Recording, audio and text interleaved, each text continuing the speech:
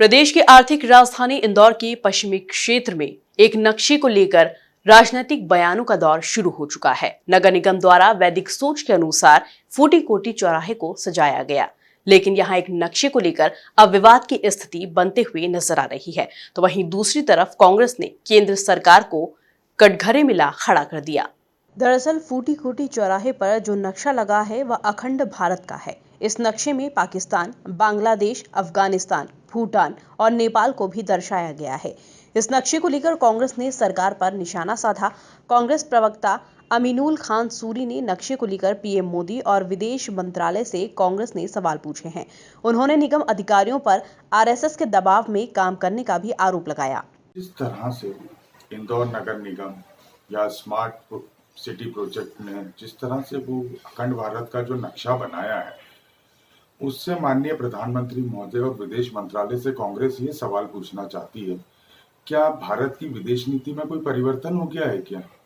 जितने सारे देश उस अखंड भारत में जो इतिहास की एक परिकल्पना है उसमें दिखाए जा रहे हैं, तो कहीं ना कहीं उन देशों से भारत का टकराहट नहीं होगी क्या?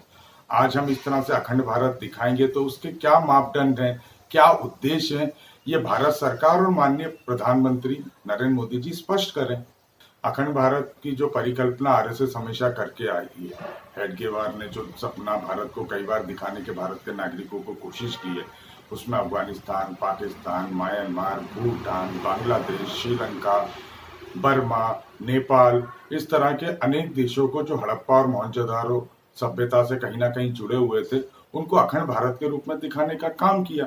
और आज जो ये अधिकारी हैं, ये कहीं ना कहीं आरएसएस के अपने आकाओं को खुश करने के लिए इस तरह से कदम उठाते हैं, या फिर नरेंद्र मोदी जी की इसमें कोई बहुत बड़ी आगे की प्लानिंग हो तो वो देश के सामने रखें। और वो मुझे लगता है कांग्रेस पार्टी विपक्ष की सबसे बड़ी पार्टी होने के नाते ये सवाल माननीय प्रधानमंत्री जी से देश के नागरिकों को सामने रखते हुए पूछती है। इधर कांग्रेस द्वारा उठाए सवाल पर सांसद शंकर लालवानी ने कहा कि भारत जब अखंड था तब यह सभी थे, उसी परिकल्पना को देखकर यह नक्शा लगाया है। पहले भारत की सीमाएं दूर दूर फैली हुई थी। देखो, जब भारत अखंड था तो ये सब थे ही सही। तो अब किसी ने लगाया होगा, किसी की परिकल्पना होगी कि ऐसा भारत था, आने वाले समय ऐसा हो। मुझे नहीं मालूम किसने लगाया, पर अखंड भारत पूर्व में था। हमने देखा हमारी सीमाएं तो बहुत दूर दूर तक थी, और मुझे लगता है किसी ने उसी परिकल्पना को लगाया होगा। ये जरूर बोल दूं कि किसी की परिकल्पना में होगा, और हमारे भारत की सीमाएं तो हमें मालूम है, लेकिन उन्होंने अखंड लगाया तो कुछ सोच के लगाया होगा। हमारी भारत की सीमाएं तो बहुत दूर दूर तक फैली हुई थी। निगम अधिकारी संदीप सोनी का कहना है कि फूटी कोटी चौराहे को वैदिक काल की थीम पर डेवलप किया गया है। उसी कड़ी में यह नक्शा होगा।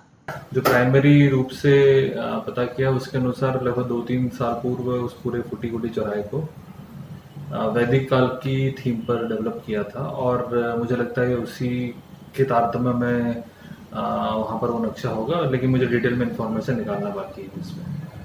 बहरहाल अब देखा जाए तो फूटी कोटी चौराहे पर लगे एक नक्शे को लेकर आरोप प्रत्यारोप का सिलसिला भी शुरू हो चुका है। Bureau report, MP news, Indore.